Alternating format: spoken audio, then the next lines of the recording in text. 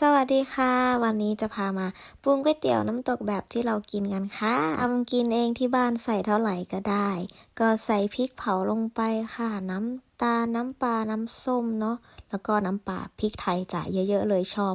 เราก็จะชอบประมาณ3 รสนะคะเผ็ดเปรี้ยวหวานอร่อยแล้ววันนี้นะคะเราก็จะพามาทำก๋วยเตี๋ยวน้ำตกแบบง่ายแสนง่ายค่ะขั้นตอนแรกก็คือใส่ผงปรุงรสน้ำตกนะคะลงไปต้มกับน้ำค่ะแล้วก็ปรุงให้นัวตามรสชาติที่เราต้องการเลยค่ะแล้วก็ใส่เนื้อตุ๋นที่เราตุ๋นไว้ต่างหากลงไปนะคะอันนี้เราก็สามารถตุ๋นแล้วก็ใส่ช่องฟรีซไว้จ้าใส่เส้นลงไปใส่เนื้อสดลงไปนะคะแล้วก็ปล่อยให้น้ำร้อนเดือดเลยนะคะแล้วเราก็เทลงไปในถ้วยที่มีเลือดแบบนี้เลยจ้าแล้วเลือดเขาก็จะค่อยๆสุกแบบตามภาพเลยค่ะก็คือถ้าใครอยากได้เนื้อตุ๋นก็สามารถตุ๋นไว้แล้วก็เข้าตู้เย็นไว้ได้หลายวันเลยนะคะหรือว่าเข้าช่องฟรีซเนาะหรือไม่ถ้าไม่มีเนื้อตุ๋นก็ใช้เป็นเนื้อสดได้เลยค่ะเสร็จแล้วค่ะก็จะมาปรุงอันนี้ก็จะปรุงแบบง่ายๆนะคะ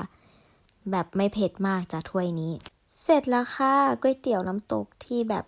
แสนจะง่ายของเราค่ะเป็นยังไงบ้างคะอย่าลืมไปลองทำกันนะคะบ๊ายบาย